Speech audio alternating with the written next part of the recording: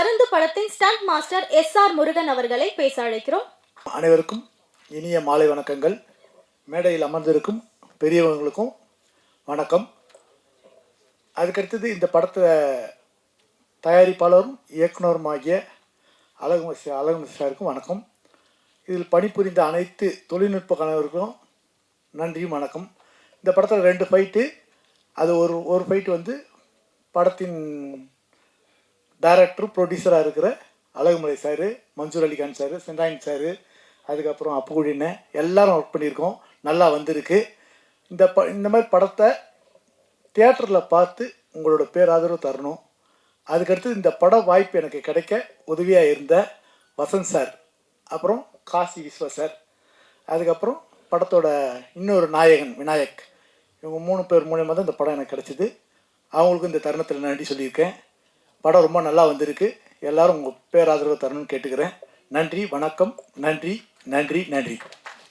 அடுத்தபடியாக நமக்கு பிடிச்ச பல பாடல்களை கோரியோகிராஃப் பண்ண நம்மளுடைய கோரியோகிராஃபர் அசோக் ராஜா அவர்களை சில வார்த்தைகள் பேச அழைக்கிறோம். எல்லோருக்கும் வணக்கம். ஒவ்வொரு பேராக சொல்லிட்டு பேச ஆரம்பித்தா ரொம்ப லேட் ஆகிடும். அதனால் கொஞ்சம் சுருக்கமாக பேசிக்கிறேன். ஆனால் கங்காமரண்ணா வந்ததுமே சீக்கிரம் போகணுன்னு சொன்னாங்க. அதனால் அந்த மீட்டிங் ஆக்சுவலாக ரொம்ப லேட் ஆகிட்டு இருக்கீங்களா? சரி, ஓகே. நான் இந்த படத்தோட தயாரிப்பாளரை சமீபத்தில் தான் நான் பார்த்தேன்.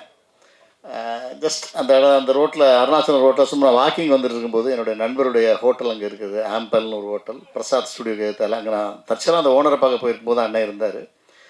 இருக்கும்போது அண்ணா வணக்கண்ணே அப்படின்னாரு. யாருன்னு எனக்கு தெரியல அண்ணே, இந்த மாதிரி நான் படம் எடுத்துருக்கேண்ணே, கண்டிப்பாக நீங்கள் வரணுண்ணே அப்படின்னாரு. அடுத்த படத்தில் எனக்கு ஒரு கேரக்டர் இருக்காது, அந்த படத்தில் சொல்லியிருக்காரு. அது அடுத்த படம் எடுக்கும்போது கண்டிப்பாக நிறைவேறும்னு நினைக்கிறேன். அப்போது என்ன பண்ணுறீங்கன்னு கேட்டால், இப்படி புதுப்பட்டிங்கிற ஒரு ஊர் பஞ்சாயத்து தலைவராக நான் ஜெயிச்சிருக்கேண்ணே அப்படின்னாரு. அப்புறம் ஏடிஎம்கேவா திமுகவா எந்த கட்சின்னு கேட்டேன். இல்லைண்ணே சுயேட்சைனாரு. எனக்கு கொஞ்சம் ஆச்சரியமாக இருந்துச்சு. இந்த காலத்தில் சுயேட்சையில் ஜெயிச்சு வர்றதுங்கிறது அவ்வளோ ஈஸி இல்லை. இந்த உலகத்திலே ரொம்ப கஷ்டமானதுன்னு பார்த்தீங்கன்னா உண்மையாக வாழ்கிறது தான். அப்படி ஒரு உண்மையாக வாழ்ந்து அவர் ஜெயிச்சு மக்கள் மத்தியில் அப்படி ஒரு பேர் இருந்தாருன்னா அப்படி ஒரு நல்ல மனிதராக தான் இருக்க முடியும்.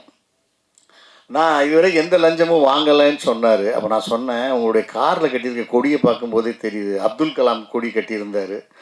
அதனால நான் சொன்னேன், உங்கள் காரில் கட்டியிருக்க கொடியே உங்களை உணர்த்துது, நீங்கள் எப்படிப்பட்ட மனிதருங்கிறத, அதனால் நீங்கள் சொல்லி தெரிய வேண்டியதில்லை அப்படின்னு சொன்னேன். இந்த படத்தை அவரே, நான் ஆக்சுவலாக அவர் கதை வசனம் ஏதாவது பண்ணிவிட்டு ப்ரொடியூசராக இருப்பார் அப்படின்னு நினச்சி உள்ளே வந்தேன். அப்புறம் நான் வந்து கேட்டேன், டைரக்டர் யார் அப்படின்னா, ஏன்னா அவர் அண்ணன் தான் பண்ணியிருக்காரு. நாங்கள் சரி, நல்ல ஒரு நல்ல விஷயந்தான். ஏன்னா இன்றைக்கி புது டைரக்டர்ஸ் நிறைய பேர் ஒரு கோடின்னு பட்ஜெட் ஆகி 2 கோடி 3 கோடின்னு இழுத்து வச்சுருந்தாங்க. அது ப்ரொடியூசரே பண்ணதுனால அதை சுருக்கமாக அழகாக கரெக்டாக பண்ணிக்கிட்டாரு. அதனால் அது ஒரு வகைக்கு நல்ல விஷயந்தான். மற்றபடி இந்த படத்தில் உள்ள ட்ரெய்லர் சாங்ஸ் எல்லாம் பார்த்தோம். எனக்கு ஆக்சுவலாக அந்த ட்ரெய்லர் பார்க்கும்போது எனக்கு யாரை வரட்டுறாங்க என்ன கதை எனக்கு அவ்வளோ சரியாக கன்வே பண்ண முடியல. நிச்சயமாக இது ஒரு நல்ல படமாக இருக்கும்னு நம்புகிறேன். கங்கைமரண்ணன், பேரரசனெல்லாம் இதில் பங்கு கொண்டதுனால நிச்சயமாக இது ஒரு நீட்டான ஒரு மேட்ரு இருக்கும் அப்படின்னு நம்புகிறேன். பேரரசு சார் இப்போ ஆக்ட் பண்ண வந்திருக்காருன்னு சொன்னாங்க, நல்லா இருந்துச்சு. நான் இன்றைக்கி தான் மீசையே எடுத்தேன். நான் அவர் மாதிரி தான் மீசை வச்சுருந்தேன். சரி, அண்ணன் மீசை வச்சு நடிக்க ஆரம்பிச்சா நம்ம மீசை எடுத்துடலான்னு எடுத்துட்டேன். வேற ஒரு புது படத்தில் நடிக்கிறதுனால.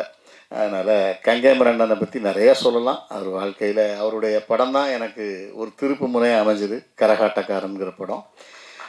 அது வாழ்க்கையில் இன்னைய வரைக்கும் ஒரு கரகாட்டக்காரனை அடிக்கிறதுக்கு ஒரு படம் இருக்கான்னு எனக்கு தெரிஞ்சு இல்லை. அது அவ்வளோ பெரிய வெற்றினா, அது உலகத்திலே மிகப்பெரிய வெற்றி படம். அது தமிழ் சினிமாவில் ஒரு பெரிய ட்ரெண்டு செக்டர் ஏற்படுத்தின படம். அப்படிப்பட்ட அண்ணன் இந்த படத்தில் பங்கு பெற்றது ரொம்ப மகிழ்ச்சியாக இருக்குது. அதே மாதிரி டாக்டர் கருணாகரன் சார், இன்னொரு ஹீரோ இருக்காருன்னா கதிரேசன் சார், அவரும் இப்படி தான் அந்த ப்ரொடியூசர் மாதிரி சுயேட்சையாக நின்று தமிழ் திரைப்பட தயாரிப்பாளர் சங்கத்தில் செக்ரட்டரியாக ஜெயித்தவர். அவரும் ஒரு ஹீரோ தான். அது மாதிரி கமலகண்ணன் மிகப்பெரிய ஹீரோ. அவர் ஒரு எம்ஜிஆர் மாதிரி, ஒரு குட்டி எம்ஜிஆர்னு சொல்லலாம். அவர் ஆஃபீஸுக்கு யார் போனாலும் சாப்பாடு, யார் போனாலும் காஃபி டீன்னு கொடுத்து ஒரு விருந்தோம்பல் பண்ணுறதுல ஒரு அற்புதமான ஒரு மனிதர். அவரை மாதிரி ஆட்கள்லாம் பார்க்க முடியாது. அதே மாதிரி ப்ரொடியூசர் அழகுமலை, நான் சொல்லிட்டேன் அவரை பற்றி.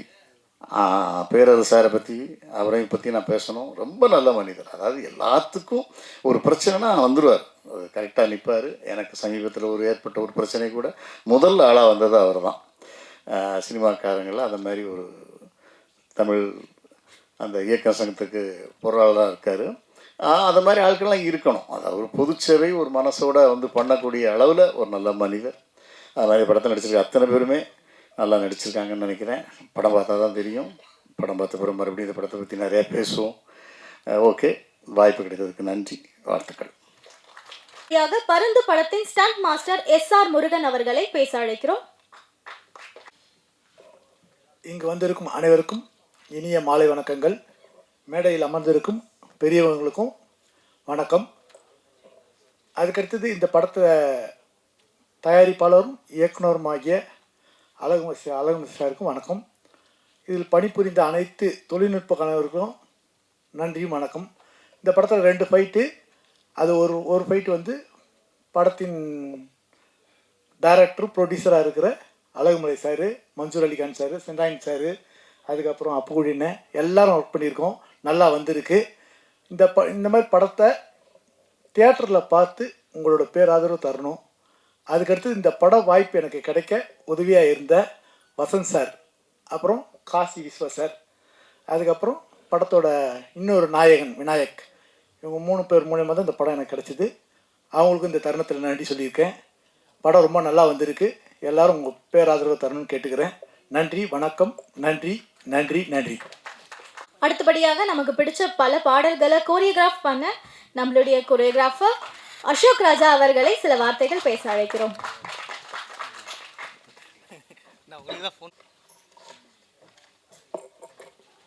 Thank you sir. அடுத்தபடியாக தயாரிப்பாளர்களின் நாடி அறிந்தவர், திரையுலகின் அனைத்து துறைகளிலும் சாதிக்க எண்ணும் வித்தகரான தயாரிப்பாளர் சங்க செயலாளர் திரு கதிரேசன் அவர்களை வாழ்த்து பேச அழைக்கிறோம். அனைவருக்கும் மாலை வணக்கம். கங்கைமரன் சார் வந்து பல வெற்றிகளை கொடுத்துட்டார்.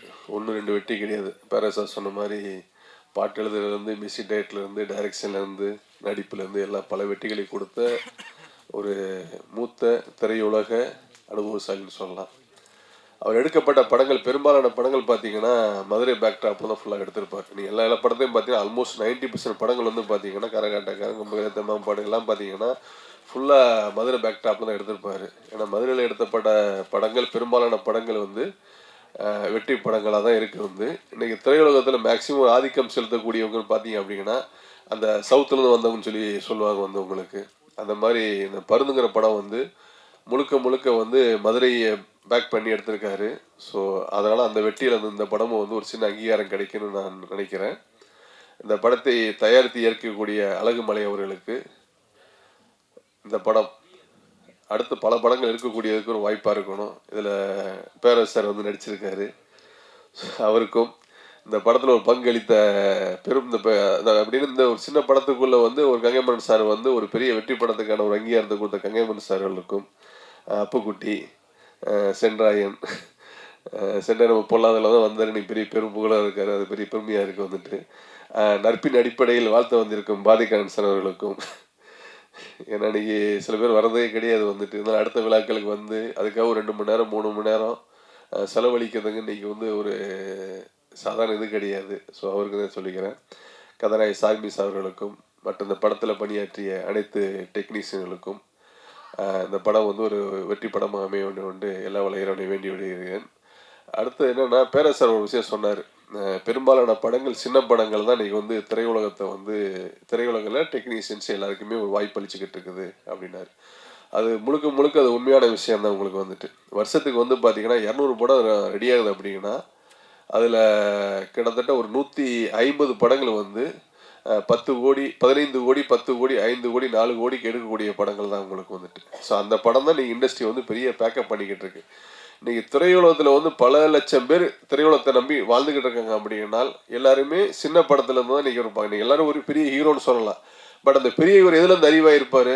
அன்னைக்கு ஏதோ ஒரு புது டைரக்டர் கூடயும் ஒரு சின்ன ஒரு கம்பெனிலையும் தான் வந்திருப்பார். ஸோ வளர்ந்ததுக்கப்புறம் சொல்லலாம் உங்களுக்கு. இன்றைக்கும் அது ஆல்மோஸ்ட் ஒரு 40 வருஷமாக பார்த்தீங்க அப்படின்னா அந்த சின்ன படங்கள் தான் நீங்கள் பெரிய படங்களாக, பெரிய படங்கள் அடிக்கக்கூடிய கதாநாயகர்கள் பெரிய நாயகர்கள் ஆகிறாங்க வந்துட்டு. உங்களுக்கு வருஷத்துக்கு வந்து பார்த்தீங்க அப்படின்னா தமிழில் 200 சில்லற படம் ரெடி ஆகுது, தெலுங்குல 200 சில்லற படம் ரெடி ஆகுது, ஹிந்தியில் 200 சில்லற படம் ரெடி ஆகுது, மலையாளத்தில் வந்து ஆல்மோஸ்ட் 100 படம், கன்னடத்தில் 100 படம், பெங்காலி, ஒரிசா, இப்படி பார்த்தீங்கன்னா வருஷத்துக்கு வந்து கிட்டத்தட்ட பார்த்தீங்கன்னா 850 படங்களுக்கு மேலே பார் இயர் ப்ரொடக்ஷன் நடந்துக்கிட்டு இருக்கு வந்துட்டு.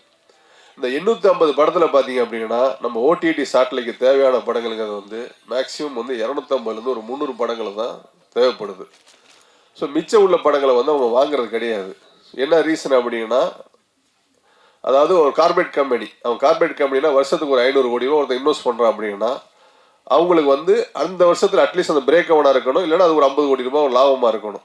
நம்ம என்ன பண்ணிட்டோம் வந்து சமீப காலம் ஒரு 4 வருஷ காலமாக பார்த்தீங்கன்னா ஒரு 10 கோடி ரூபாய் வாங்கக்கூடிய ஒரு ஹீரோன்னு வச்சுங்களேன், அவருக்கு இப்போ 40 கோடி ரூபாய் கொண்டு போய் வச்சிட்டோம். ஒரு 2 கோடி ரூபாய் வாங்கக்கூடிய டைரக்டருக்கு என்ன பண்ணிட்டோம், ஒரு 10 கோடி ரூபான்னு கொண்டு போய் வச்சிட்டோம். ஸோ இப்படி ஒவ்வொரு டெக்னீஷியனுக்குமே வந்து பார்த்தீங்கன்னா குறைஞ்சபட்சம் ஒரு 15-20 கோடி ரூபாய்க்கு முன்னாடி எடுக்கப்பட்ட ஒரு 4 வருஷத்துக்கு முன்னாடி எடுக்கப்பட்ட படம் பார்த்தீங்கன்னா இன்னைக்கு அந்த படம் வந்து 100 கோடி ரூபாய் ஆகுது. அப்போ இந்த மொத்த காசையும் கொண்டு போய் ஓடிடி சேட்டலைட் போயிட்டு வந்து 15 கோடி ரூபாய்க்கு வாங்கின சேட்டலைட் படத்தை போய் இன்னைக்கு 50 கோடி ரூபாய்க்கு புஷ் பண்ண வச்சிட்டோம். அப்போ அவனுக்கு வந்து ஓவராலாக தமிழ்நாட்டில் ஒரு 100 கோடி பாப்புலேஷன் இருக்குது அப்படின்னா அவனுக்கு இருக்கக்கூடிய சப்ஸ்கிரைபர் வந்து ஒரு 20 கோடி பேர் இருக்கான 20 கோடி படத்தை பார்ப்பான். அவன் 15 கோடி படத்தை 50 கோடி ரூபாய்க்கு வாங்கும்போது என்ன பண்ணுறான், அவனுக்கு வந்து 25 கோடி 30 கோடி ரூபா லாஸ் ஆகுது. அப்போ பார் இயர் தமிழில் ஒரு படத்துக்கு பார்த்தீங்கன்னா 200 கோடி ரூபாய் லாஸ் ஆகுது. சும்மா அப்ராக்சிமெண்ட்டாக சொல்கிறேன், 200 கோடி ரூபாய் லாஸ் ஆகுது. தமிழ் மட்டும் கிடையாது, ஓடிடி வந்து 4 லாங்குவேஜையும் பேஸ் பண்ணி தான் பண்ணிக்கிட்டு இருக்காங்க. அதில் வந்து ரேஷியோ பார்த்தீங்கன்னா ஹிந்திக்கு 52% பிரிக்கிறாங்க, தெலுங்கு 13% பிரிக்கிறாங்க, தமிழுக்கு 10%, மலையாளத்துக்கு 7%, கன்னடத்துக்கு 5%, பெங்காலி 1% பிரிக்கிறாங்க. இதுதான் ஒரு வருஷத்துக்கு வந்து ஒரு கார்பரேட் கம்பெனி ஒரு 1000 கோடி இன்வெஸ்ட் பண்ணுறாங்கன்னா இப்படி தான் எல்லா லாங்குவேஜுக்குமான படங்களாக வந்து அவங்க பிரித்து வாங்குறாங்க. ஸோ இந்த ஓடிடி சேட்டலைட் மாட்டை க்ளோஸ் பண்ணதே வந்து நம்ம தான் இண்டஸ்ட்ரின்னு சொல்லுவோம். உங்களுக்கு விலையை கூட போட்டு ஏற்றி பண்ண என்ன பண்ணிட்டான், இப்போ வந்து படம் வாங்குறத போகிற நிப்பாட்டிட்டான். ஓவராலாக ஒரு 25 கோடி ரூபாய்க்கு வாங்கின படங்களை வந்து இன்னைக்கு 10 கோடி ரூபாய்க்கு தான் வாங்குற ஸ்டேஜ் ஆகி போச்சு. ஸோ மிச்ச சின்ன படங்களை போகிறா பே ஃபார் வியூன்னு வாங்க ஆரம்பிச்சிட்டாங்க உங்களுக்கு வந்துட்டு. அப்போ நம்ம தான் வந்து இண்டஸ்ட்ரி வந்து பேரசார் சொன்ன வரமுறைப்படுத்த நம்ம தானே உங்களை ஏற்றி பண்ணோம். இப்போ 2 கோடி வாங்குற டைரக்டர் 8 கோடி 10 கோடி கொடுத்தோம், 10 கோடி வாங்குற ஆர்டிஸ்ட் 40 கோடி கொடுத்தோம். இதனால எங்கேயும் பாதிச்சு நிற்குது, சின்ன படங்களும் பாதிச்சு நிற்குது. 2 கோடி 4 கோடிக்கு வாங்குற படங்களும் பாதிச்சு நிற்குது. பெரிய படங்கள் சொல்ல முடியாது, கிட்டத்தட்ட பெரிய படங்கள் வந்து தமிழ்நாட்டில் மட்டும் கிடையாது, ஆந்திரா ஹிந்தி எல்லாமே பார்த்தீங்கன்னா ஆல்மோஸ்ட் 60% படங்கள் ஃபைனல் ஸ்டேஜ் ஆகி முடிஞ்சு ரிலீஸுக்கு நிற்குது. ஏன்னா ரிலீஸ் டேட் அவன் சொல்கிறான், அவங்க ஒரு விலையை ஃபிக்ஸ் பண்ணுறான். ஏன்னா ஒரு படத்துக்கு ஒரு 100 கோடியோ ஒரு 50 கோடியோ பிளான் பண்ணி நம்ம பட்ஜெட் படி எடுத்துட்டோம். ஆனால் அந்த படத்தை நம்ம வித்தோம்னா தான் நம்ம ஃபினான்ஸை செட்டில் பண்ண முடியும். ஸோ இதெல்லாம் ரிலீஸ் டேட்டே போஸ்ட் பண்ண முடியாமல் வந்து இன்னும் வெயிட் பண்ணிக்கிறாங்க.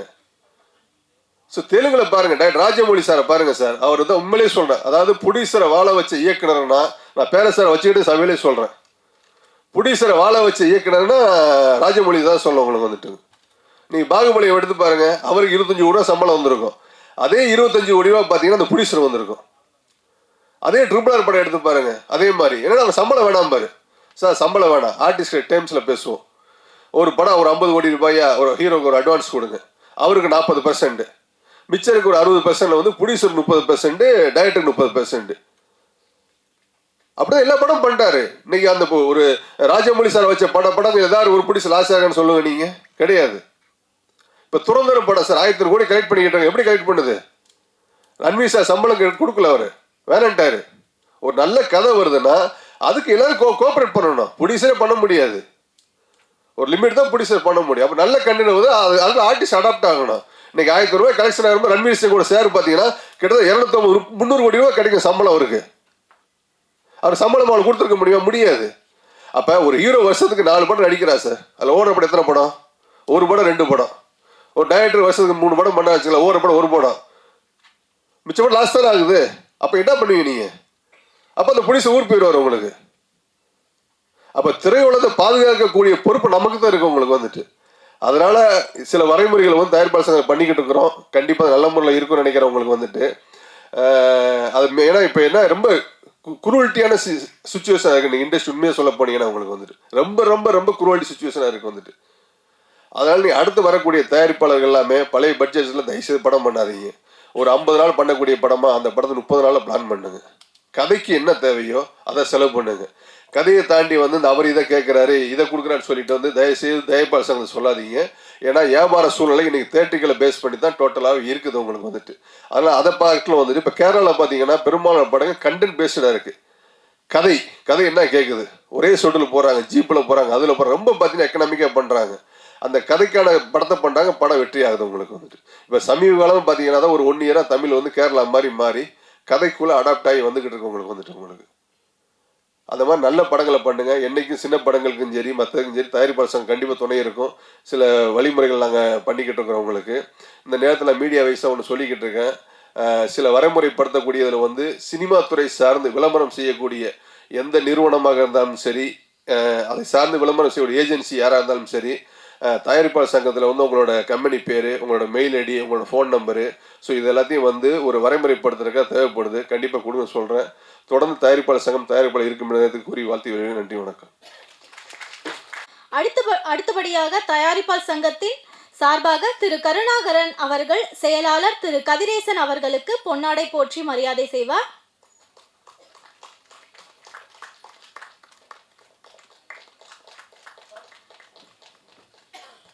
தயாரிப்பாளர் சங்கத்தின் துணை தலைவர் திரு கமலக்கண்ணன் அவர்களுக்கு பொன்னாடை போற்றி மரியாதை செய்வார். அடுத்ததாக பருந்து படத்தின் PRO விஜய் முரளி அவர்களுக்கு திரு கருணாகரன் அவர்கள் பொன்னாடை போற்றி மரியாதை செய்வார்.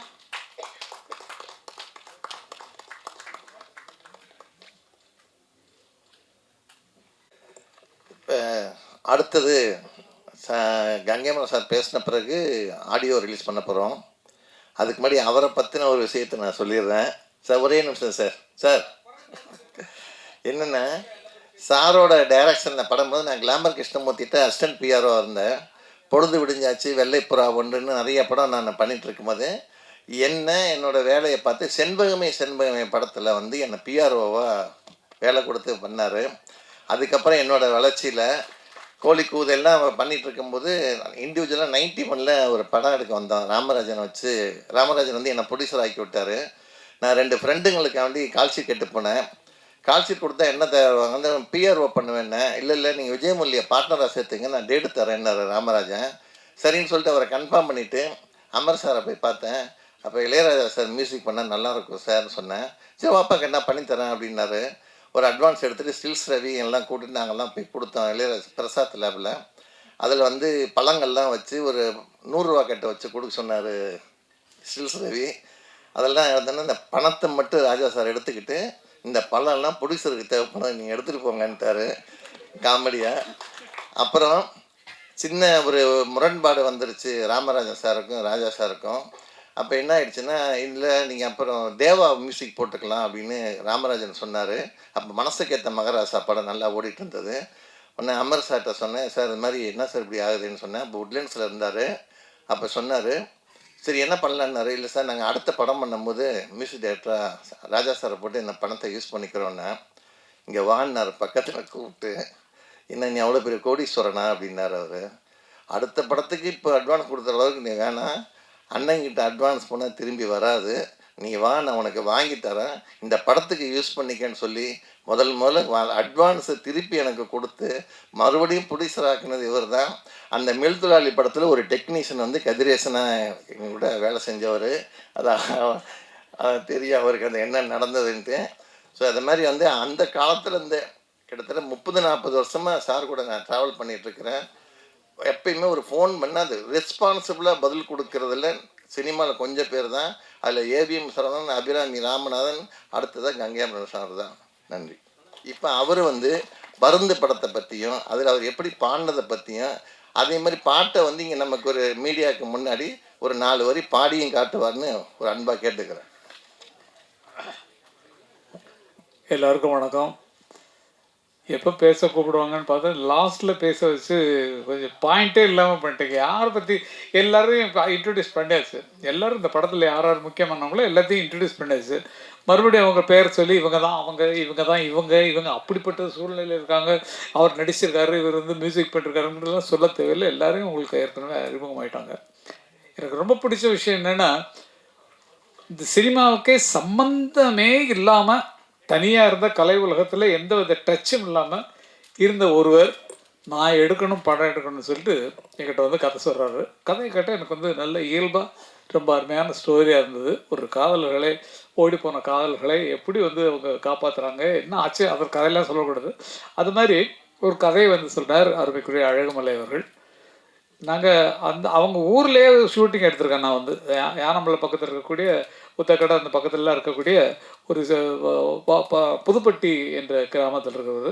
பக்கத்தில் வந்து சக்கரத்தாழ்வார் கோயில் இருக்கும். அந்த கோயிலெல்லாம் நான் பாட்டுகள்லாம் எழுதியிருக்கேன். நிறைய பாட்டு வில்லு பாட்டுக்காரன் எல்லா படத்துலையுமே அந்த பக்கத்தில் நான் எடுக்கிற ஷூட்டிங்கை ஒவ்வொருத்தருக்குமே கதை வரும்போது அவங்க லொக்கேஷன் வாழ்ந்த லொக்கேஷனாக வந்துடும் அந்த படத்தில்.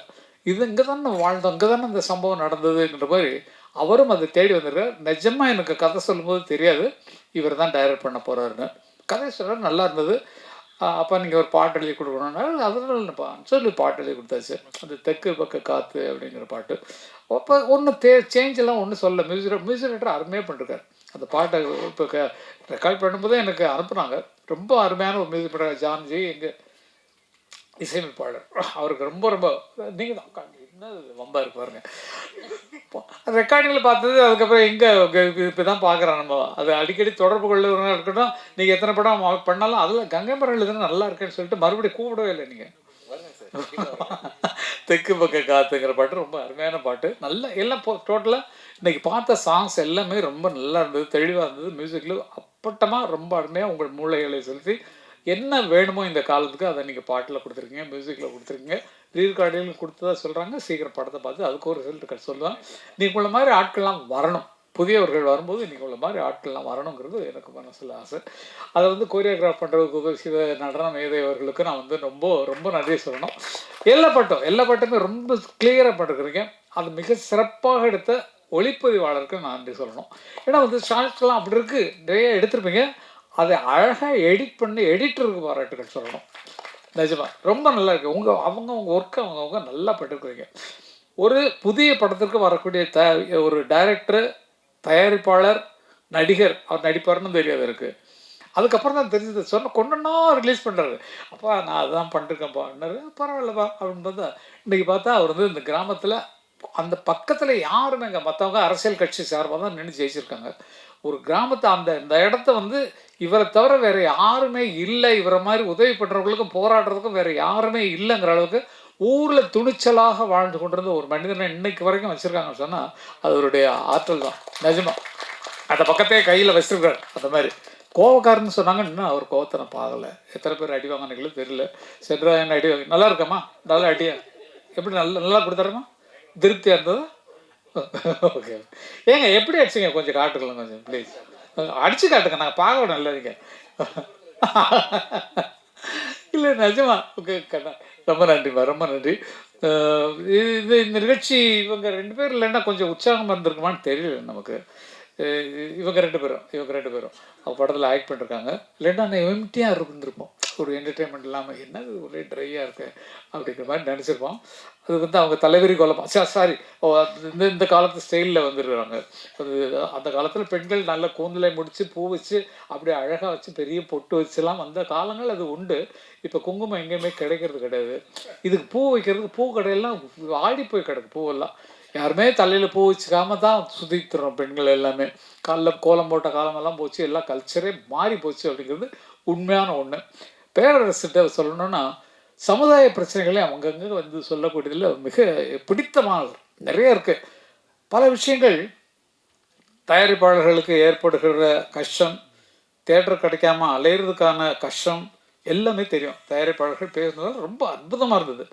ஆனால் என்ன பண்ணுறது, தேட்டர் கிடைக்கிறது எங்கே போய் கேட்குறதுன்னு தெரியல, எப்படி தேட்டர் அப்ரோச் பண்ணுறதுன்னு தெரியல. புதியவர்கள் வந்தாங்கன்னா அவங்களுக்கு கைடன்ஸ் பண்ணுறதுக்கு நிஜமாக எனக்கு தோன்ற ஒரு ஐடியா என்னன்னு சொன்னால், டைரக்டர்ஸ் யூனியனில் இருக்கீங்க, புது டைரக்டராக வந்திருக்காரு, புது தயாரிப்பாளர் வந்திருக்காரு, தயாரிப்பாளர் சங்கமும் இங்கே இருக்குது.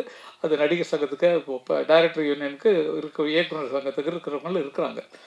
ஒரு புதியவர் வந்து படம் எடுக்க வந்தாங்கன்னு சொன்னால் அவங்க படத்தை முதல்ல பார்க்க வேண்டியவர்கள் டைரக்டர்ஸ் யூனியன்லேயும் விநியோகஸ்தர்கள் யூனியன்லேயும் தயாரிப்பாளர்கள் யூனியன்களுக்கும் பார்க்கணும். பார்த்துட்டு இப்படி புதுசாக வந்துருங்க, பரவாயில்லையா, எவ்வளோ ஆச்சு, ஓகே இது இப்படி போகும்னு ஒரு கைடன்ஸு கொடுத்தீங்கன்னா புதியவர்கள் வர்றதற்கு வாய்ப்பாக இருக்கும்னு நினைக்கிற தயாரிப்பாளர் சங்கம். நடிகர் சார் நமது இயக்குநர்கள் சங்கம் அவங்க தான் ஃபஸ்ட்டு பார்க்கணும். ஃபஸ்ட்டு பார்க்க வேண்டியவங்க அவங்க தான். வாங்க வாங்க வாங்க வாங்க. எதிர்பார்த்தேன். ஆக்சுவலி இது படம் எடுத்து முடிச்சுட்டு பார்க்குறது வேஸ்ட்டு. முன்னாடி படம் எடுக்க முன்னாடியே என்ன கதை பண்ண போகிறோம் அப்படி வந்தாங்கன்னா நாங்கள் இந்த கதையை திரைக்கதை வச்சு ஒரு குரூப் இருக்குல்ல, டிஸ்கஷன் குரூப்புங்கிறது உங்கள் காலத்தோட போச்சு, எங்கள் காலத்தோட போச்சு. இப்போ டிஸ்கஷனுங்கிறது இல்லை, நினச்சது எடுக்கிறது அன்றைக்கி படமாக போச்சு. அவங்க நினச்சி எடுக்கிறனால தான் இன்றைக்கி படங்கள் தரம் இல்லாமல் வருது. அப்போ யார் வந்தாலும் சரி எங்கள் இயக்குனர் சங்கம் சார்பாக நாங்கள் ஒரு குரூப்பை கூட அனுப்புகிறோம், கதையை சொல்லுங்கள், அவங்க வழி நடத்துவாங்க. அப்போ ஃபஸ்ட்டு அடித்தளம் அஸ்திவாரங்கிறது கதை தான். நீங்கள் கதையை சரி பண்ணால் தான் அதுக்கடுத்து நம்ம கிளைமேக்ஸ் போகிறோம், ஃபஸ்ட்டு பிகினிங்க்கு வரணும். அதனால் எங்கள் இயக்குனர் சங்கம் யார் புதுமுக இயக்குனர் வந்தாலும் உங்களுக்கு கதையை சரிப்படுத்துவதற்கு வந்தாங்கன்னா நாங்கள் ரெடியாக இருக்கோம். ஓகே, இயக்குனர் தயாரிப்பு சங்கம் இன்றைக்கி வழிநடத்த ரெடியாக இருக்காங்க. ஆரோக்கியமாக சிமத்தி மலரும். அது கொஞ்சம் சிக்கல் கண்ணா. ஏன்னா உங்கள் டைரக்டர் சீனில் சொன்னோம்னா புதுசாக படம் எடுக்கிறவங்க அந்த சீனை தூக்கி வச்சுட்டாங்கன்னா நாங்களாம் ஒன்றும் பண்ண முடியாது. ஐயோ அந்த சீன் நல்லா இருக்கையா, அடுத்து நமக்கு வருது, அந்த கேரக்டர் அப்படியே இங்கே வச்சுக்கலாமே அப்படின்னு சொன்னால் பண்ண மாட்டாங்க. சும்மா நான் வேடிக்கைக்காக சொல்கிறேன். எல்லோரும் சுய சிந்தனையில் உள்ளவங்க. ஆமாம்மா நான் தான் சாட்சி. ஏன்னா நல்லா இருந்துச்சுன்னா அந்த படம் லேட்டாக எடுப்பாங்க ஒரு காலில், அந்த சீன் நல்லா இருந்ததில்ல அதை தூக்கி அந்த இதை நம்ம மாற்றி பண்ணிவிடுவோம். அவங்க கிராமத்தில் எடுத்தாங்களோ 2 பேர் ஓடினாங்கன்னு நம்ம டவுனில் வச்சுக்கோம் அப்படிங்கிற மாதிரி மாறிடலாம். அதனால் அது சரியாக இருக்குமான்னு கொஞ்சம் யோசிங்க. வேறு ஒன்றும் சொல்கிறது இல்லை சார், அவ்வளோதான். நிஜமாக சொல்கிறேன், இந்த படத்தை ஃபஸ்ட்டு அழகுமலை அருமைக்குரிய மூத்த பிள்ளை அவங்க எடுத்துருக்க இந்த புதிய படத்தை நல்லா எடுத்துருக்கு. டேக்கிங் சைடெலாம் ரொம்ப நல்லா இருக்குது. ஏன்னா எத்தனை பேர் உதவி செஞ்சதில் அது ரொம்ப குளுமையாக அழகாக வந்திருக்குது. புதுமுகங்கள் நடித்திருக்கிறார்கள்ங்கிறத மட்டும்தான் வச்சுருக்காங்களே தவிர மற்றபடி நம்ம எதிர்பார்ப்பு எல்லாமே அந்த படத்தில் இருக்கும். ஏன்னா கதையை கேட்டுக்க கதை நல்லா இருக்குது. ஆகவே இந்த மாதிரி வரக்கூடிய புதிய தயாரிப்பாளர்களுக்கு உதவியாக தயாரிப்பாளர் சங்கம் மூலமாகவே இதை விலைக்கு வாங்கக்கூடிய அளவுக்கு ஆட்கள்லாம் இருக்கிறீங்க. நிஜமா நீங்களாம் சேர்ந்தீங்கன்னா இந்த மாதிரி படங்களை குறைஞ்ச விலை தான், அவங்க சிக்கனமாக தான் எடுத்துருக்காங்க. இதை எடுத்து வியாபாரம் பண்ணி அதில் வர்ற லாபத்தை நம்ம தயாரிப்பாளர் சங்கத்துக்கு போட்டு புதிய இயக்குநர்கள் உருவாக்கலாம். அது அவங்களும் சரி இவங்களும் சரி எல்லாம் சேர்ந்து. ஏன்னா இது ஒரு ஐடியாவாக தான் சொல்லணும், ஏதாவது ஒன்று கோர்த்து விடணும் இல்லையா நம்ம. இல்லை ஐடியா வேறு ஒன்றும் தோணல் சார். அதாவது புதுசாக படம் எடுக்கிறவங்க தவிக்கிற தவி பார்த்தா ரொம்ப கஷ்டமாக இருக்குது. டிவிக்கு விற்கிறதுக்கு பாடுபடுறாங்க, ஓடிடிக்கு போகிறதுக்கு கஷ்டப்படுறாங்க, எல்லாமே இருக்குது. அப்புக்குட்டியில் நடித்த படம் போயிடுச்சு, நேஷ்னல் அவார்டு வாங்கி அவர் பெரிய ஆர்டிஸ்ட், சும்மா சாதாரணமாக உட்காந்துருக்காரு. அவர் நேஷ்னல் அவார்டு போய் வாங்கியிருக்காரு. நேஷ்னல் அவார்டு கமிட்டியில் போய் சிபாரிசு பண்ணுறது பேசுகிறதுங்கிறது எவ்வளோ கஷ்டம்னு நேஷ்னல் அவார்டு கமிட்டியில் இருக்கிற எனக்கு தெரியும். ரொம்ப கஷ்டம். அந்த மாதிரி இடங்களில் மீறி வந்திருக்காங்கன்னு சொன்னால் அவர்களுடைய திறமையினால் வருவாங்க. அது மாதிரி இது நேஷ்னல் அவார்டு வரலன்னா கூட பரவாயில்ல, நம்ம தமிழ்நாட்டு அவார்டு நிச்சயமாக கிடைக்கணும். அதேமாரி ஒரு மொழி படம் தான் எடுத்துருக்காங்க, இது தமிழில் மட்டும்தான் எடுத்துருக்காங்க. பல மொழிகள் எடுத்திருந்தால் இங்கே கொஞ்சம் அங்கே கொஞ்சம் போட்டு அவங்களுக்கு செலவு கம்மி தான். அவங்க எடுத்த படமே செலவு கம்மியான படம் தான். அவங்களுக்கு போட்டது முதல்ல வரணும்னா அது இன்னும் விளம்பரத்துக்கு சேர்க்கணும். படத்தை எவ்வளோ விளம்பரம் பண்ண போகிறோம், இப்போ எத்தனை பிஆர்ஓஸ் நம்ம கவனிக்க போகிறோம்ல. அவங்க கவனிக்கலைனாலும் அவங்க இருக்கிறத எழுதிடுவாங்க. வேண்டியவங்களுக்கு நல்லா தான் எழுதுவீங்க. நம்ம ப்ரெஸ்ஸை சொல்லணும்னா அவ்வளோ தூரம் எல்லாத்துக்கும் ஊக்கப்படுத்துறதுக்கு, புதியவர்களை ஊக்கப்படுத்துறதுக்கு காத்திருக்கிறாங்கன்றது. மியூசிக் பொறுத்த வரைக்கும் எந்த. Thank you sir.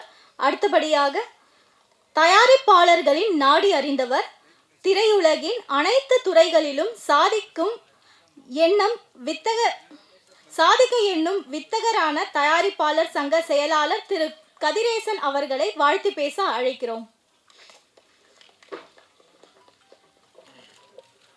அனைவருக்கும் மாலை வணக்கம். கங்கைமரன் சார் பல வெற்றிகளை கொடுத்துட்டார். 1-2 வெற்றி கிடையாது. பேரா சார் சொன்ன மாதிரி பாட்டு எழுதுறதுலேருந்து, மியூசிக் டைரக்டர்லேருந்து, டைரக்ஷன்லேருந்து, நடிப்புலேருந்து எல்லாம் பல வெற்றிகளை கொடுத்த ஒரு மூத்த திரையுலக அனுபவசாலின்னு சொல்லலாம். அவர் எடுக்கப்பட்ட படங்கள், பெரும்பாலான படங்கள் பார்த்தீங்கன்னா மதுரை பேக்ட்ராப்பில் தான் ஃபுல்லாக எடுத்திருப்பார். நீங்கள் எல்லா படத்தையும் பார்த்தீங்கன்னா ஆல்மோஸ்ட் 90% படங்கள் பார்த்தீங்கன்னா கரகாட்டக்காரங்க, தெம்மாம்பாடு எல்லாம் பார்த்தீங்கன்னா ஃபுல்லாக மதுரை பேக்ட்ராப்பில் தான் எடுத்திருப்பார். ஏன்னா மதுரையில் எடுத்தப்பட்ட படங்கள், பெரும்பாலான படங்கள் வெற்றி படங்களாக தான் இருக்குது. இன்றைக்கி திரையுலகத்தில் மேக்ஸிமம் ஆதிக்கம் செலுத்தக்கூடியவங்க பார்த்தீங்க அப்படின்னா அந்த சவுத்துலேருந்து வந்தவங்கன்னு சொல்லுவாங்க உங்களுக்கு. அந்த மாதிரி இந்த பருந்துங்கிற படம் முழுக்க மதுரையை பேக் பண்ணி எடுத்திருக்காரு. ஸோ அதனால் அந்த வெற்றியில் வந்து இந்த படமும் வந்து ஒரு சின்ன அங்கீகாரம் கிடைக்குன்னு நான் நினைக்கிறேன். இந்த படத்தை தயாரித்து இயக்கக்கூடிய அழகுமலை அவர்களுக்கு இந்த படம் அடுத்து பல படங்கள் இருக்கக்கூடியதுக்கு ஒரு வாய்ப்பாக இருக்கணும். இதில் பேரரசு சார் வந்து நடிச்சிருக்காரு. அவருக்கும் இந்த படத்தில் ஒரு பங்களித்த பெரும் அப்படின்னு இந்த ஒரு சின்ன படத்துக்குள்ளே வந்து ஒரு கங்கைமரன் சார் வந்து ஒரு பெரிய வெற்றி படத்துக்கான ஒரு அங்கீகாரத்தை கொடுத்த கங்கைமரன் சார்களுக்கும் அப்புக்குட்டி சென்றாயன் நம்ம பொல்லாததில் தான் வந்தார். இன்னைக்கு பெரிய பெரும் புகழாக இருக்கார். அது பெரிய பெருமையாக இருக்குது. வந்துட்டு நட்பின் அடிப்படையில் வாழ்த்து வந்திருக்கும் பாதிகரன் சார் அவர்களுக்கும், ஏன்னா இன்னைக்கு சில பேர் வரதே கிடையாது. வந்துட்டு இருந்தாலும் அடுத்த விழாக்களுக்கு வந்து அதுக்காக ஒரு 2 மணி நேரம் 3 மணி நேரம் செலவழிக்கிறதுங்க இன்றைக்கி வந்து ஒரு சாதாரண இது கிடையாது. ஸோ அவருக்கு தான் சொல்லிக்கிறேன். கதாநாயகி சார்மிஸ் அவர்களுக்கும் மற்றும் இந்த படத்தில் பணியாற்றிய அனைத்து டெக்னீஷியன்களுக்கும் இந்த படம் வந்து ஒரு வெற்றி படமாக அமைய வேண்டும் என்று எல்லா இறைவனை வேண்டி விடுகிறேன். அடுத்து என்னென்னா, பேரரசர் ஒரு விஷயம் சொன்னார். பெரும்பாலான படங்கள் சின்ன படங்கள் தான் இன்றைக்கி வந்து திரையுலகத்தை வந்து திரையுலகில் டெக்னீஷியன்ஸ் எல்லாருக்குமே ஒரு வாய்ப்பு அளிச்சுக்கிட்டு இருக்குது அப்படின்னாரு. அது முழுக்க அது உண்மையான விஷயம் தான். உங்களுக்கு வந்துட்டு வருஷத்துக்கு வந்து பார்த்திங்கன்னா 200 படம் ரெடி ஆகுது அப்படின்னா அதில் கிட்டத்தட்ட ஒரு 150 படங்கள் வந்து 10 கோடி 15 கோடி 10 கோடி 5 கோடி 4 கோடிக்கு எடுக்கக்கூடிய படங்கள் தான் உங்களுக்கு வந்துட்டு. ஸோ அந்த படம் தான் நீங்கள் இண்டஸ்ட்ரி வந்து பெரிய பேக்கப் பண்ணிக்கிட்டு இருக்கு. இன்றைக்கி திரையுலகத்தில் வந்து பல லட்சம் பேர் திரையுலகத்தை நம்பி வாழ்ந்துக்கிட்டு இருக்காங்க. அப்படின்னால் எல்லாருமே சின்ன படத்துலேருந்து தான் இன்றைக்கி இருப்பாங்க. நீங்கள் எல்லோரும் ஒரு பெரிய ஹீரோன்னு சொல்லலாம். பட் அந்த பெரிய இவர் எதுலேருந்து அறிவாக இருப்பார்? அன்னைக்கு ஏதோ ஒரு புது டைரக்டர் கூடயும் ஒரு சின்ன ஒரு கம்பெனிலையும் அதை வந்திருப்பார். ஸோ வளர்ந்ததுக்கப்புறம் சொல்லலாம் உங்களுக்கு. இன்றைக்கும் அது ஆல்மோஸ்ட் ஒரு 40 வருஷமாக பார்த்தீங்க அப்படின்னா அந்த சின்ன படங்கள் தான் நீங்கள் பெரிய படங்களாக பெரிய படங்கள் அடிக்கக்கூடிய கதாநாயகர்கள் பெரிய நாயகர்கள் ஆகிறாங்க. வந்துட்டு உங்களுக்கு வருஷத்துக்கு வந்து பார்த்தீங்க அப்படின்னா தமிழில் 200 சில படம் ரெடி ஆகுது, தெலுங்குல 200 சில படம் ரெடி ஆகுது, ஹிந்தியில் 200 சில படம் ரெடி ஆகுது, மலையாளத்தில் வந்து ஆல்மோஸ்ட் 100 படம், கன்னடத்தில் 100 படம், பெங்காலி, ஒரிசா இப்படி பார்த்தீங்கன்னா வருஷத்துக்கு வந்து கிட்டத்தட்ட பார்த்தீங்கன்னா 850 படங்களுக்கு மேலே பார் இயர் ப்ரொடக்ஷன் நடந்துக்கிட்டு இருக்கு. வந்துட்டு இந்த 850 படத்தில் பார்த்தீங்க அப்படின்னா நம்ம ஓடிடி சாட்டிலைக்கு தேவையான படங்களுங்கிறது வந்து மேக்ஸிமம் வந்து 250லேருந்து ஒரு 300 படங்கள் தான் தேவைப்படுது. ஸோ மிச்சம் உள்ள படங்களை வந்து அவங்க வாங்குறது கிடையாது. என்ன ரீசன் அப்படின்னா, அதாவது ஒரு கார்பரேட் கம்பெனி, அவன் கார்பரேட் கம்பெனினா வருஷத்துக்கு ஒரு 500 கோடி ரூபா ஒருத்தர் இன்வெஸ்ட் பண்ணுறான் அப்படின்னா அவங்களுக்கு வந்து அந்த வருஷத்தில் அட்லீஸ்ட் அந்த பிரேக் அவனாக இருக்கணும், இல்லைன்னா அது ஒரு 50 கோடி ரூபாய் ஒரு லாபமாக இருக்கணும். நம்ம என்ன பண்ணிட்டோம் வந்து சமீப காலம் ஒரு 4 வருஷ காலமாக பார்த்தீங்கன்னா ஒரு 10 கோடி ரூபாய் வாங்கக்கூடிய ஒரு ஹீரோன்னு வச்சுங்களேன், அவருக்கு இப்போ 40 கோடி ரூபாய் கொண்டு போய் வச்சிட்டோம். ஒரு 2 கோடி ரூபாய் வாங்கக்கூடிய டைரக்டருக்கு என்ன பண்ணிட்டோம், ஒரு 10 கோடி ரூபான்னு கொண்டு போய் வச்சிட்டோம். ஸோ இப்படி ஒவ்வொரு டெக்னீஷியனுக்குமே வந்து பார்த்தீங்கன்னா குறைஞ்சபட்சம் ஒரு 15-20 கோடி ரூபாய்க்கு முன்னாடி எடுக்கப்பட்ட ஒரு 4 வருஷத்துக்கு முன்னாடி எடுக்கப்பட்ட படம் பார்த்தீங்கன்னா இன்றைக்கி அந்த படம் வந்து 100 கோடி ரூபாய் ஆகுது. அப்போ இந்த மொத்த காசையும் கொண்டு போய் ஓடிடி சேட்டலைட்டுக்காண்ட போயிட்டு வந்து 15 கோடி ரூபாய்க்கு வாங்கின சேட்டலைட் படத்தை போய் இன்றைக்கி 50 கோடி ரூபாய்க்கு புஷ் பண்ண வச்சிட்டோம். அப்போ அவனுக்கு வந்து ஓவராலாக தமிழ்நாட்டில் ஒரு 100 கோடி பாப்புலேஷன் இருக்குது அப்படின்னா அவனுக்கு இருக்கக்கூடிய சப்ஸ்கிரைபர் வந்து ஒரு 20 கோடி பேர் இருக்கான 20 கோடி படத்தை பார்ப்பான். அவன் 15 கோடி படத்தை 50 கோடி ரூபாய்க்கு வாங்கும்போது என்ன பண்ணுறான், அவனுக்கு வந்து 25 கோடி 30 கோடி ரூபா லாஸ் ஆகுது. அப்போ பார் இயர் தமிழில் ஒரு படத்துக்கு பார்த்தீங்கன்னா 200 கோடி ரூபாய் லாஸ் ஆகுது. சும்மா அப்ராக்சிமெண்ட்டாக சொல்கிறேன், 200 கோடி ரூபாய் லாஸ் ஆகுது. தமிழ் மட்டும் கிடையாது, ஓடிடி வந்து 4 லாங்குவேஜையும் பேஸ் பண்ணி தான் பண்ணிக்கிட்டு இருக்காங்க. அதில் வந்து ரேஷியோ பார்த்தீங்கன்னா ஹிந்திக்கு 52% பிரிக்கிறாங்க, தெலுங்கு 13% பிரிக்கிறாங்க, தமிழுக்கு 10%, மலையாளத்துக்கு 7%, கன்னடத்துக்கு 5%, பெங்காலி 1% பிரிக்கிறாங்க. இதுதான் ஒரு வருஷத்துக்கு வந்து ஒரு கார்பரேட் கம்பெனி ஒரு 1000 கோடி இன்வெஸ்ட் பண்ணுறாங்கன்னா இப்படி தான் எல்லா லாங்குவேஜுக்குமான படங்களாக வந்து அவங்க பிரித்து வாங்குறாங்க. ஸோ இந்த ஓடிடி சேட்டலைட் மாட்டை க்ளோஸ் பண்ணதே வந்து நம்ம தான் இண்டஸ்ட்ரின்னு சொல்லுவோம். உங்களுக்கு விலையை கூட போட்டு ஏற்றி பண்ண என்ன பண்ணிட்டான், இப்போ வந்து படம் வாங்குறத போகிற நிப்பாட்டிட்டான். ஓவராலாக ஒரு 25 கோடி ரூபாய்க்கு வாங்கின படங்களை வந்து இன்னைக்கு 10 கோடி ரூபாய்க்கு தான் வாங்குற ஸ்டேஜ் ஆகி போச்சு. ஸோ மிச்ச சின்ன படங்களை போகிற பே ஃபார் வியூன்னு வாங்க ஆரம்பிச்சிட்டாங்க உங்களுக்கு வந்துட்டு. அப்போ நம்ம தான் வந்து இண்டஸ்ட்ரி வந்து பேரரசர் சொன்ன வரமுறைப்படுத்த நம்ம தானே உங்களை ஏற்றி பண்ணோம். இப்போ 2 கோடி வாங்குற டைரக்டர் 8 கோடி 10 கோடி கொடுத்தோம், 10 கோடி வாங்குற ஆர்டிஸ்ட் 40 கோடி கொடுத்தோம். இதனால எங்கேயும் பாதிச்சு நிற்குது, சின்ன படங்களும் பாதிச்சு நிற்குது. 2 கோடி 4 கோடிக்கு வாங்குற படங்களும் பாதிச்சு நிற்குது. பெரிய படங்கள் சொல்ல முடியாது, கிட்டத்தட்ட பெரிய படங்கள் வந்து தமிழ்நாட்டில் மட்டும் கிடையாது, ஆந்திரா ஹிந்தி எல்லாமே பார்த்தீங்கன்னா ஆல்மோஸ்ட் 60% படங்கள் ஃபைனல் ஸ்டேஜ் ஆகி முடிஞ்சு ரிலீஸுக்கு நிற்குது. ஏன்னா ரிலீஸ் டேட் அவன் சொல்கிறான், அவங்க ஒரு விலையை ஃபிக்ஸ் பண்ணுறான். ஏன்னா ஒரு படத்துக்கு ஒரு 100 கோடியோ ஒரு 50 கோடியோன்னு பிளான் பண்ணி நம்ம பட்ஜெட் படி எடுத்துட்டோம். ஆனால் அந்த படத்தை நம்ம வித்தோம்னா தான் நம்ம ஃபினான்ஷியல் செட்டில் பண்ண முடியும். ஸோ இதெல்லாம் ரிலீஸ் டேட்டே போஸ்ட் பண்ண முடியாமல் வந்து இன்னும் வெயிட் பண்ணிக்கிறாங்க. ஸோ தெலுங்குல பாருங்க, டாக்டர் ராஜமௌழி சாரை பாருங்க சார். அவர் தான் உண்மையிலேயே சொல்கிறேன், அதாவது ப்ரொடியூசரை வாழ வச்ச இயக்குனர்னா, நான் பேர சாரை வச்சுக்கிட்டு சபையிலே சொல்கிறேன், ப்ரொடியூசரை வாழ வச்ச இயக்குனர்னா ராஜமௌழி தான் சொல்ல உங்களுக்கு வந்துட்டு. நீங்கள் பாகுபலியை எடுத்து பாருங்க, அவருக்கு 25 கோடி ரூபா சம்பளம் வந்திருக்கும். அதே 25 கோடி ரூபா பார்த்தீங்கன்னா அந்த ப்ரொடியூசர் வந்திருக்கும். அதே RRR படம் எடுத்து பாருங்க, அதே மாதிரி. ஏன்னா நம்ம சம்பளம் வேணாம் பாரு சார், சம்பளம் வேணாம், ஆர்டிஸ்ட் டைம்ஸில் பேசுவோம். ஒரு படம் ஒரு 50 கோடி ரூபாயா ஒரு ஹீரோக்கு ஒரு அட்வான்ஸ் கொடுங்க, அவருக்கு 40%, மிச்சருக்கு ஒரு 60% வந்து ப்ரொடியூசர் 30%, டைரக்டர் 30%. அப்படிதான் எல்லா படம் பண்ணிட்டாரு. இன்னைக்கு அந்த ஒரு ராஜமௌழி சார் வச்ச படம் ஏதாவது ஒரு ப்ரொடியூசர் லாஸ் ஆகுன்னு சொல்லுங்க, நீங்க கிடையாது. இப்போ துறந்தரம் படம் சார் 1000 கோடி கலெக்ட் பண்ணிக்கிட்டாங்க. எப்படி கலெக்ட் பண்ணுது? ரன்வீர் சார் சம்பளம் கொடுக்கல, அவர் வேணான்ட்டாரு. ஒரு நல்ல கதை வருதுன்னா அதுக்கு எல்லாரும் கோஆப்ரேட் பண்ணணும். ப்ரொடியூசரே பண்ண முடியாது, ஒரு லிமிட் தான் ப்ரொடியூசர் பண்ண முடியும். அப்போ நல்ல கண்டென்ட் வந்து அதுக்கு ஆர்டிஸ்ட் அடாப்ட் ஆகணும். இன்னைக்கு 1000 ரூபாய் கலெக்ஷன் ஆகிருக்கும். ரன்வீர் சிங் கூட சேர் பார்த்தீங்கன்னா கிட்டத்தட்ட 250-300 கோடி ரூபாய் கிடைக்கும் சம்பளம் அவருக்கு. அவர் சம்பளம் அவளுக்கு கொடுத்துருக்க முடியுமா? முடியாது. அப்போ ஒரு ஹீரோ வருஷத்துக்கு 4 படம் நடிக்கிறா சார். அதில் ஓடுற படம் எத்தனை படம்? 1 படம் 2 படம். ஒரு டைரக்டர் வருஷத்துக்கு 3 படம் பண்ண வச்சுக்கலாம், ஓடுற படம் 1 படம், மிச்ச படம் லாஸ்ட் தானே ஆகுது. அப்போ என்ன பண்ணுவீங்க நீங்கள்? அப்போ அந்த ப்ரொடியூசர் ஊர் போயிடுவார் உங்களுக்கு. அப்போ திரையுலகத்தை பாதுகாக்கக்கூடிய பொறுப்பு நமக்கு தான் இருக்கு உங்களுக்கு வந்துட்டு. அதனால சில வரைமுறைகளை வந்து தயாரிப்பாளர் சங்கம் பண்ணிக்கிட்டு இருக்கிறோம். கண்டிப்பாக நல்ல முறையில் இருக்கும்னு நினைக்கிறேன் உங்களுக்கு வந்துட்டு. அது ஏன்னா இப்போ என்ன ரொம்ப குரூவல்ட்டியான சுச்சுவேஷனாக இருக்குது. நீங்கள் இண்டஸ்ட்ரி உண்மையாக சொல்ல போனீங்கன்னா உங்களுக்கு வந்துட்டு ரொம்ப ரொம்ப ரொம்ப குரூவல்ட்டி சுச்சுவேஷனாக இருக்குது வந்துட்டு. அதனால நீ அடுத்து வரக்கூடிய தயாரிப்பாளர்கள் எல்லாமே பழைய பட்ஜெட்ஸில் தயவுசெய்து படம் பண்ணாதீங்க. ஒரு 50 நாள் பண்ணக்கூடிய படமா அந்த படத்தை 30 நாளில் பிளான் பண்ணுங்க. கதைக்கு என்ன தேவையோ அதை செலவு பண்ணுங்க. கதையை தாண்டி வந்து இந்த அவர் இதை கேட்குறாரு இதை கொடுக்குறான்னு சொல்லிட்டு வந்து தயவுசெய்து தயாரிப்பாளர் சங்கத்தை சொல்லாதீங்க. ஏன்னா வியாபார சூழ்நிலை இன்னைக்கு தேர்ட்டிக்கலை பேஸ் பண்ணி தான் டோட்டலாக இருக்குது உங்களுக்கு வந்துட்டு. அதனால் அதை பார்க்கல வந்துட்டு இப்போ கேரளாவில் பார்த்தீங்கன்னா பெரும்பாலான படங்கள் கண்டென்ட் பேஸ்டாக இருக்குது. கதை என்ன கேட்குது, ஒரே ஷெட்யூல் போகிறாங்க, ஜீப்பில் போகிறாங்க, அதில் போகிறாங்க, ரொம்ப பார்த்தீங்கன்னா எக்கனாமிக்காக பண்ணுறாங்க. அந்த கதைக்கான படத்தை பண்ணுறாங்க, படம் வெற்றி ஆகுது உங்களுக்கு வந்துட்டு. இப்போ சமீப காலம் பார்த்தீங்கன்னா தான் ஒரு 1 இயராக தமிழ் வந்து கேரளா மாறி கதைக்குள்ளே அடாப்ட் ஆகி வந்துக்கிட்டு இருக்கு உங்களுக்கு வந்துட்டு. உங்களுக்கு அந்த மாதிரி நல்ல படங்களை பண்ணுங்க. என்றைக்கும் சின்ன படங்களுக்கும் சரி மற்றதுக்கும் சரி தயாரிப்பாளர் சங்கம் கண்டிப்பாக துணை இருக்கும். சில வழிமுறைகள் நாங்கள் பண்ணிக்கிட்டு இருக்கிறோம் உங்களுக்கு. இந்த நேரத்தில் மீடியா வைஸாக ஒன்று சொல்லிக்கிட்டு இருக்கேன். சில வரைமுறைப்படுத்தக்கூடியதில் வந்து சினிமா துறை சார்ந்து விளம்பரம் செய்யக்கூடிய எந்த நிறுவனமாக இருந்தாலும் சரி, அதை சார்ந்து விளம்பரம் செய்யக்கூடிய ஏஜென்சி யாராக இருந்தாலும் சரி, தயாரிப்பாளர் சங்கத்தில் வந்து உங்களோட கம்பெனி பேர், உங்களோட மெயில் ஐடி, உங்களோட ஃபோன் நம்பரு, ஸோ இது எல்லாத்தையும் வந்து ஒரு வரைமுறைப்படுத்துறதுக்காக தேவைப்படுது. கண்டிப்பாக கொடுங்க சொல்கிறேன். தொடர்ந்து தயாரிப்பாளர் சங்கம் தயாரிப்பாளர் இருக்கும் நேரத்துக்கு கூறி வாழ்த்து வருகிறேன். நன்றி, வணக்கம். அடுத்தபடியாக தயாரிப்பாளர் சங்கத்தின் சார்பாக திரு கருணாகரன் அவர்கள் செயலாளர் திரு கதிரேசன் அவர்களுக்கு பொன்னாடை போற்றி மரியாதை செய்வார்.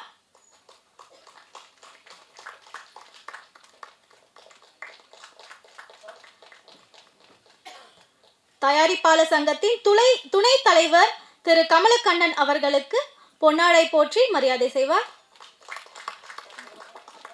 அடுத்ததாக பருந்து படத்தின் PRO விஜய் முரளி அவர்களுக்கு திரு கருணாகரன் அவர்கள் பொன்னாடை போற்றி மரியாதை செய்வார்.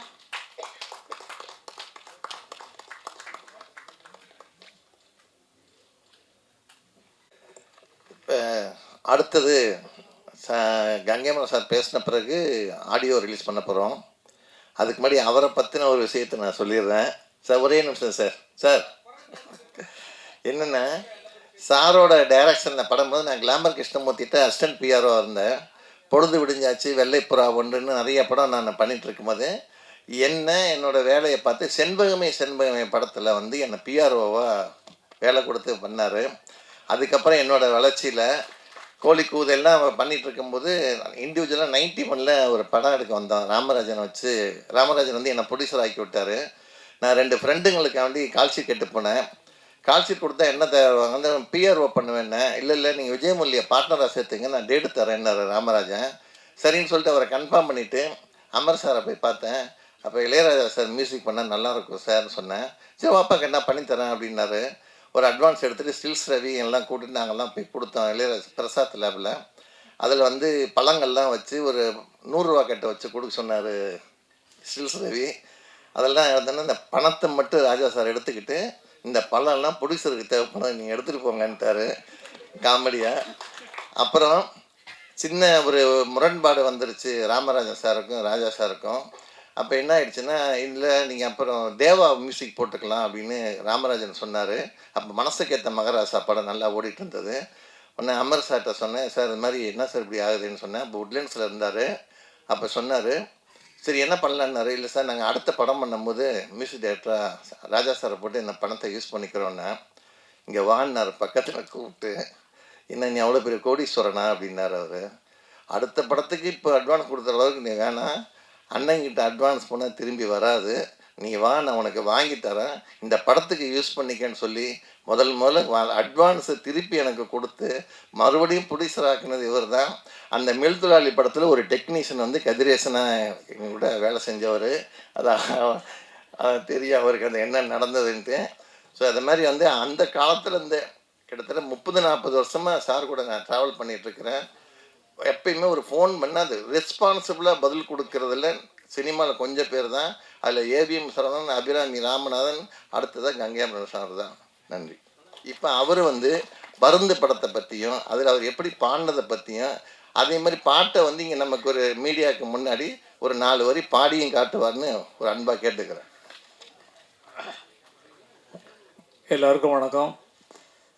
எப்போ பேச கூப்பிடுவாங்கன்னு பார்த்தா லாஸ்ட்டில் பேச வச்சு கொஞ்சம் பாயிண்ட்டே இல்லாமல் பண்ணிட்டீங்க. யாரை பற்றி எல்லாரையும் இன்ட்ரடியூஸ் பண்ணியாச்சு. எல்லோரும் இந்த படத்தில் யார் யார் முக்கியமானவங்களோ எல்லாத்தையும் இன்ட்ரடியூஸ் பண்ணியாச்சு. மறுபடியும் அவங்க பேர் சொல்லி இவங்க தான் அவங்க, இவங்க தான் இவங்க அப்படிப்பட்ட சூழ்நிலையில் இருக்காங்க, அவர் நடிச்சிருக்காரு, இவர் வந்து மியூசிக் பண்ணிருக்காருன்றதுலாம் சொல்ல தேவையில்லை. எல்லாரையும் உங்களுக்கு ஏற்கனவே அறிமுகமாயிட்டாங்க.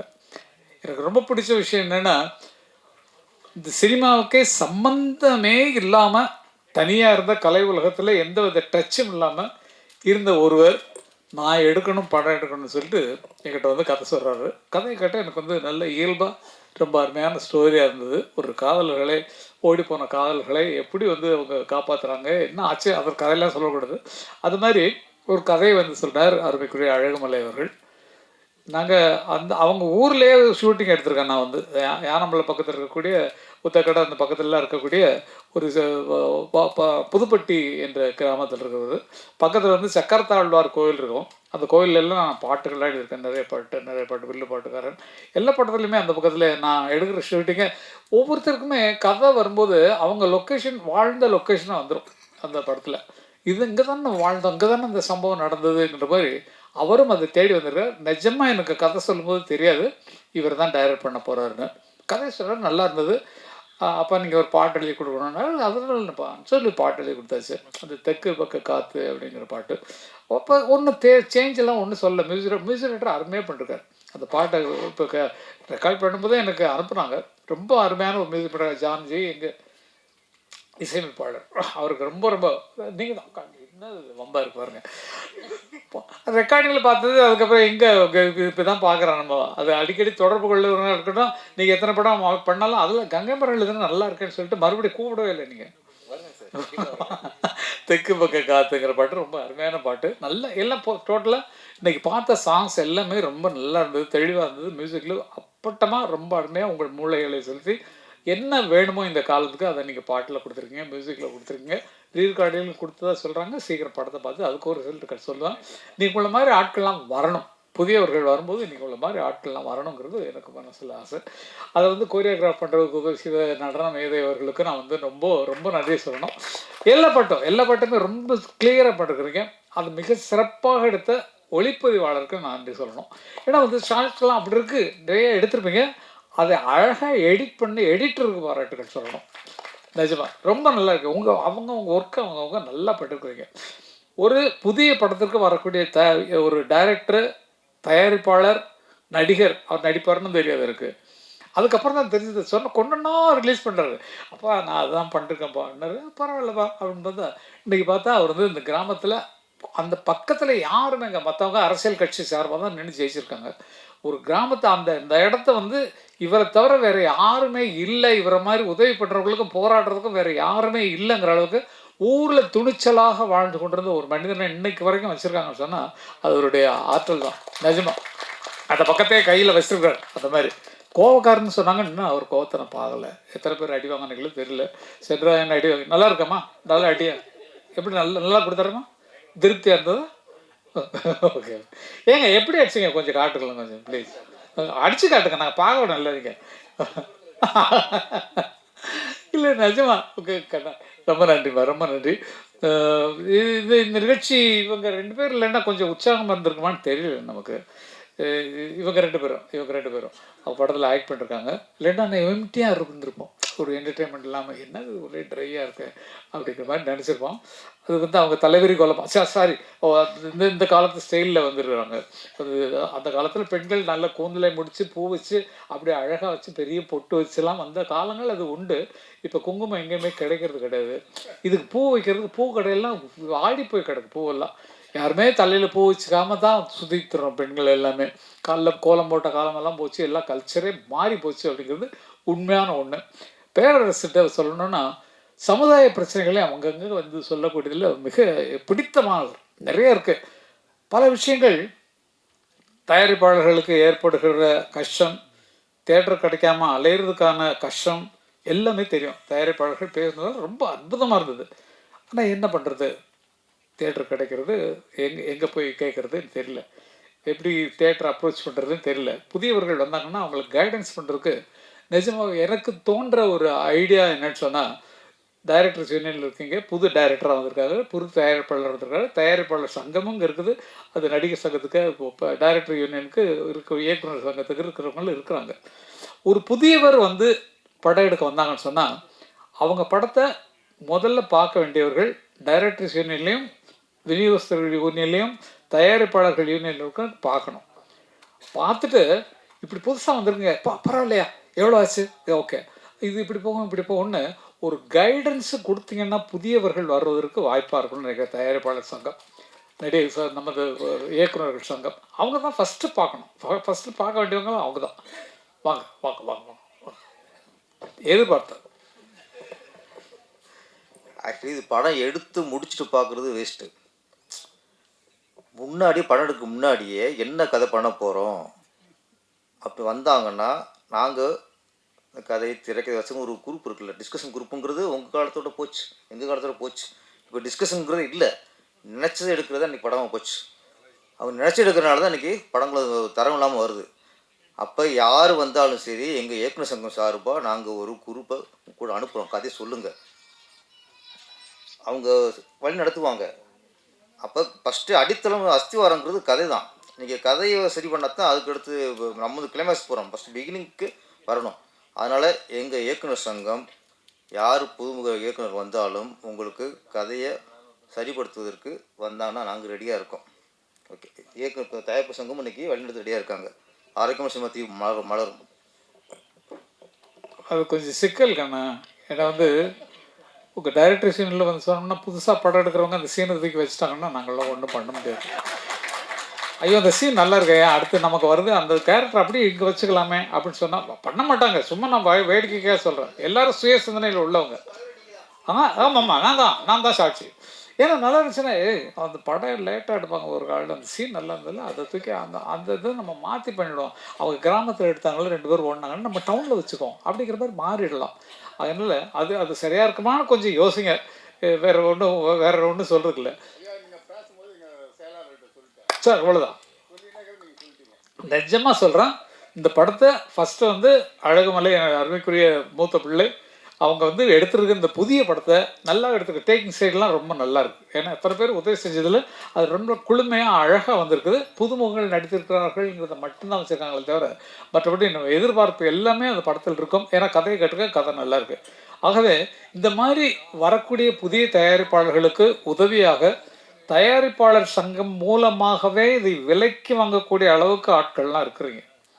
நிஜமா நீங்களாம் சேர்ந்தீங்கன்னா இந்த மாதிரி படங்களை குறைஞ்ச விலை தான், அவங்க சிக்கனமாக தான் எடுத்துருக்காங்க.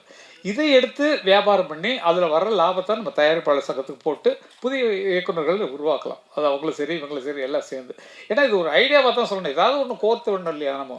இல்லை ஐடியா வேறு ஒன்றும் தோணல் சார். அதாவது புதுசாக படம் எடுக்கிறவங்க தவிக்கிற தவி பார்த்தா ரொம்ப கஷ்டமாக இருக்குது. டிவிக்கு விற்கிறதுக்கு பாடுபடுறாங்க, ஓடிடிக்கு போகிறதுக்கு கஷ்டப்படுறாங்க, எல்லாமே இருக்குது. அப்புக்குட்டியில் நடித்த படம் போயிடுச்சு, நேஷ்னல் அவார்டு வாங்கி அவர் வந்து பெரிய ஆர்டிஸ்ட், சும்மா சாதாரணமாக உட்காந்துருக்காரு. அவர் நேஷ்னல் அவார்டு போய் வாங்கியிருக்காரு. நேஷ்னல் அவார்டு கமிட்டியில் போய் சிபாரிசு பண்ணுறது பேசுகிறதுங்கிறது எவ்வளோ கஷ்டம்னு நேஷ்னல் அவார்டு கமிட்டியில் இருக்கிற எனக்கு தெரியும். ரொம்ப கஷ்டம். அந்த மாதிரி இடங்கள்ல வந்து மீறி வந்திருக்காங்கன்னு சொன்னால் அவர்களுடைய திறமையினால் வருவாங்க. அது மாதிரி இது நேஷ்னல் அவார்டு வரலன்னா கூட பரவாயில்ல, நம்ம தமிழ்நாட்டு அவார்டு நிச்சயமாக கிடைக்கணும். அதேமாரி ஒரு மொழி படம் தான் எடுத்திருக்காங்க. இது தமிழில் மட்டும்தான் எடுத்திருக்காங்க. பல மொழிகள் எடுத்திருந்தால் இங்கே கொஞ்சம் அங்கே கொஞ்சம் போட்டு அவங்களுக்கு செலவு கம்மி தான். அவங்க எடுத்த படமே செலவு கம்மியான படம் தான். அவங்களுக்கு போட்டது முதல்ல வரணும்னா அது இன்னும் விளம்பரத்துக்கு சேர்க்கணும். படத்தை எவ்வளோ விளம்பரம் பண்ண போகிறோம், இப்போ எத்தனை பிஆர்ஓஸ் நம்ம கவனிக்க போகிறோம்ல. அவங்க கவனிக்கலைனாலும் அவங்க வந்து இருக்கிறத எழுதிடுவாங்க. வேண்டியவங்களுக்கு நல்லா தான் எழுதுவீங்க. நம்ம ப்ரெஸ்ஸை சொல்லணும்னா அவ்வளோ தூரம் எல்லாத்துக்கும் ஊக்கப்படுத்துறதுக்கு, புதியவர்களை ஊக்கப்படுத்துறதுக்கு காத்திருக்கிறாங்கன்றது. மியூசிக்கை பொறுத்த வரைக்கும் எந்த